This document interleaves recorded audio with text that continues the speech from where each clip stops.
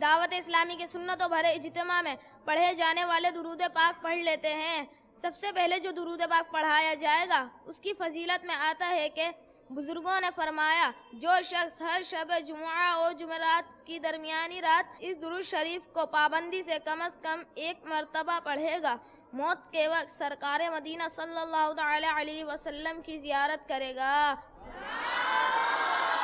اور قبر میں داخل ہوتے وقت بھی یہاں تک کہ دیکھے گا سرکار مدینہ صلی اللہ تعالی علیہ وسلم اسے قبر میں اپنے رحمت بھرے ہاتھوں سے اتار رہے ہیں۔ آئیے ہم بھی پڑھ لیتے ہیں۔ اللہم صلی وسلم وبارک علی سیدنا محمد النبی الأمی الحبیب العالی القدر العظیم الجاہ وعلی آلہ وصحبہ وسلم۔ حضرت سیدنا انس رضی اللہ تعالی عنہ سے روایت ہے کہ تاجدار مدینہ صلی اللہ تعالی علیہ وسلم نے فرمایا جو شخص یہ درود پاک پڑھے گا اگر کھڑا تھا تو بیٹھنے سے پہلے اور بیٹھا تھا تو کھڑے ہونے سے پہلے اس کے گناہ معاف کر دیے جائیں گے۔ آئیے ہم بھی پڑھتے ہیں۔ اللہم صلی علی سیدنا و مولانا محمد وعلی آلہ وسلم۔ اب جو درود پاک پڑھایا جائے گا اس کی فضیلت میں آتا ہے کہ جو یہ درود پاک پڑھتا ہے تو اس پر رحمت کے 70 دروازے کھول دیے جاتے ہیں۔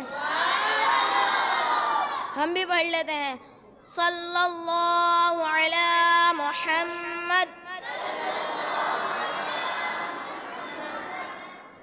اب جو درود پاک پڑھایا جائے گا اس کی فضیلت میں آتا ہے کہ حضرت سیدنا ابن عباس رضی اللہ تعالی عنہما سے روایت ہے کہ سرکار مدینہ صلی اللہ تعالی علیہ وسلم نے فرمایا اس درود پاک کو پڑھنے والے کے لیے 70 فرشتے 1000 دن تک نیکیاں لکھتے رہیں گے۔ ہم بھی پڑھ لیتے ہیں۔ جزا اللہ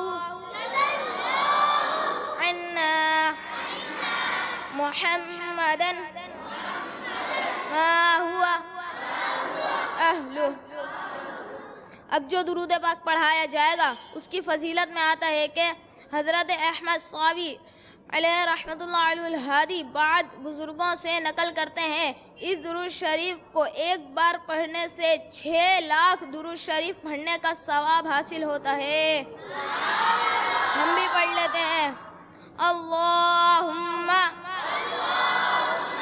صلی علی سیدنا محمد عدد ما فی علم اللہ صلاة دائمة بدوام ملک اللہ۔ اب جو درود پاک پڑھایا جائے گا اس کی فضیلت میں آتا ہے کہ ایک دن ایک شخص آیا تو حضور انور صلی اللہ تعالی علیہ وسلم نے اسے اپنے اور صدیق اکبر رضی اللہ تعالی عنہ کے درمیان بٹھا لیا۔ اس سے صحابہ اکرام رضی اللہ تعالی عنہم کو تعجب ہوا کہ یہ کون سی مرتبہ ہے۔ جب وہ چلا گیا تو سرکار صلی اللہ تعالی علیہ وسلم نے فرمایا یہ جب مجھ پر درود پاک پڑھتا ہے تو یوں پڑھتا ہے۔ ہم بھی پڑھ لیتے ہیں۔ اللہم